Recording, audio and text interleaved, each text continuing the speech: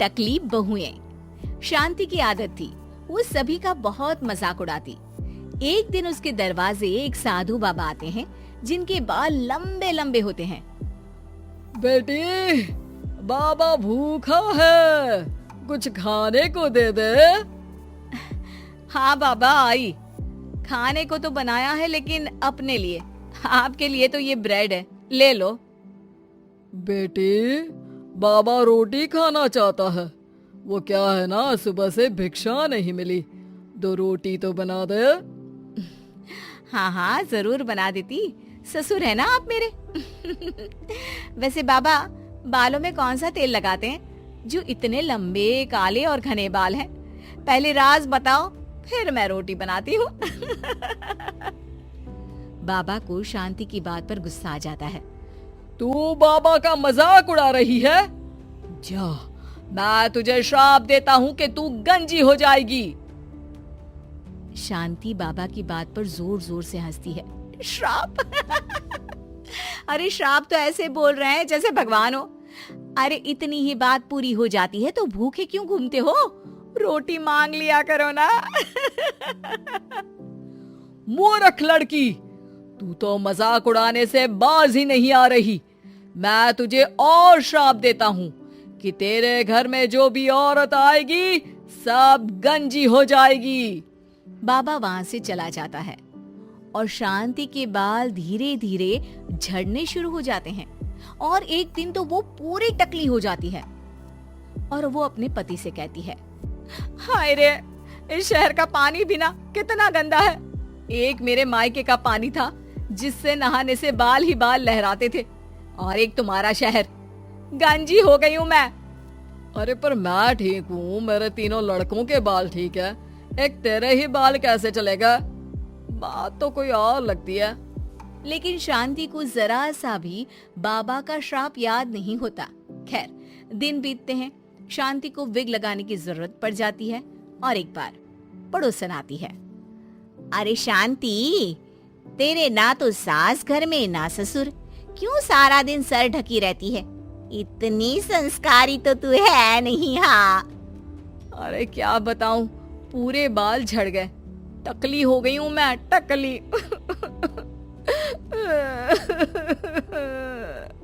अरे अरे चुप कर शांति, कोई सुन लेगा।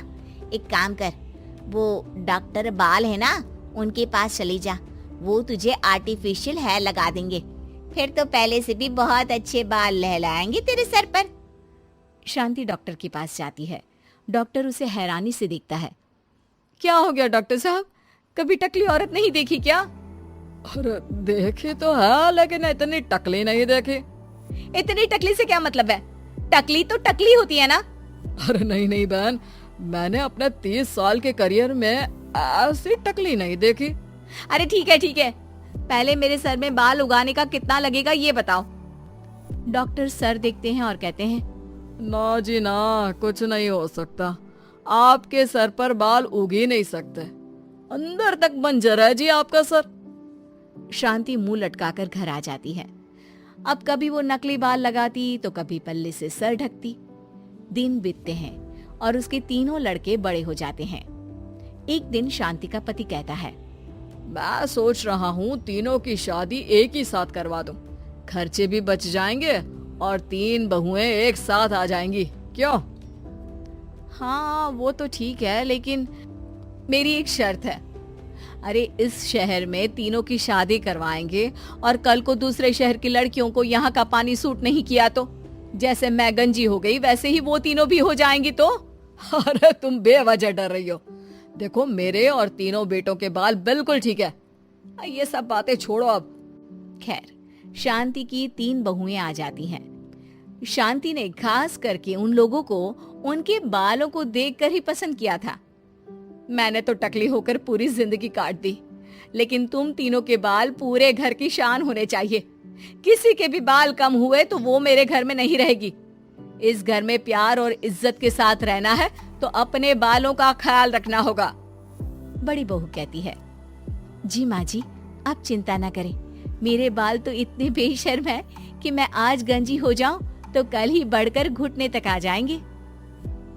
दूसरी बोल पड़ी, माँ जी, मेरे बाल तो कभी एक भी नहीं झड़े, चाहे मेरी माँ ने कितना ही चुटिया पकड़कर पीटा हो मुझे। अरे माँ जी, मेरी तो दादी के बाल आज भी ऐसे हैं। माँ के तो आपने देख ही लिए हैं, मेरे बाल की तो बिल्कुल ही चिंता न करें आप। शांति भी बहुओं के लंबे काले घने बाल देखकर खुश रहती, लेकिन ये क्या, माँ जी हाय रे, मेरे बाल के तो गुच्छे गुच्छे निकल रहे हैं। शांति हैरान रह जाती है कि ये क्या, पर फिर भी बाबा की बात उसे याद ही नहीं आती कि इस घर की किसी भी औरत के सर पर बाल नहीं होंगे। ऐसे ही दूसरी और फिर तीसरी बहू के बाल भी झड़ने लगते हैं। शांति सर पकड़कर बैठ जाती है। अरे शांति, क्या हो गया? अब क्यों परेशान दिख रही हो? अरे क्या बताऊं, पहले मैं टकली हो गई, अब मेरी तीनों बहुएं भी टकली होने वाली है। देख शांति, अब तो मामला कुछ और दिख रहा है। कहीं कभी किसी ने तुझे कोई श्राप तो नहीं दिया? अब शांति का माथा ठनकता है और उसे वो बाबा याद आ जाते हैं। अरे हाँ हाँ, वो बाबा आए थे 20 साल पहले। फिर शांति उसे सारी बात बता देती है, लेकिन उसके 2 ही दिन में उसकी बाकी की तीनों बहुएं भी गंजी हो जाती हैं। हाय रे, पापा ने कहा शादी करवा दी, मैं तो गंजी हो गई। ये सब सासू माँ को मिले उस श्राप के कारण है। और कैसे हम लोगों को बोल रही थी बाल नहीं तो घर पे रहने नहीं देंगी। अरे केस कर दो ऐसी औरत पर। तीनों टकली बहुएं शांति के पास जाती है और उसे भला बुरा कहती है। माफ कर दो, क्या करूं अब मैं? तभी वहाँ पड़ोसन आ जाती है। मुझे उस बाबा की कुटिया मिल गई है, कल सुबह तुम चारों तैयार रहना। अगली सुबह चारों पड़ोसन के साथ बाबा की कुटिया पर जाती है। ये टकली औरतें कहाँ मेरी कुटिया में घुसी आ रही हैं? बाबा जी, आप तो ज्ञानी, परम ज्ञानी हैं, फिर क्यों हम लोगों का मजाक उड़ा रहे हैं? ये शोभा नहीं देता आपको। तो क्या तुझे शोभा देता था जो आज से 20 साल पहले तूने मेरा मजाक उड़ाया था? पापा मुझे माफ कर दो, मैंने तो जैसे तैसे जिंदगी काट ली, लेकिन इन बच्चियों का क्या कसूर है? मेरी सजा इन्हें ना दे। लाख मिन्नतों के बाद बाबा कहते हैं, ठीक है, मान लिया, लेकिन आज के बाद किसी का मजाक उड़ाया तो?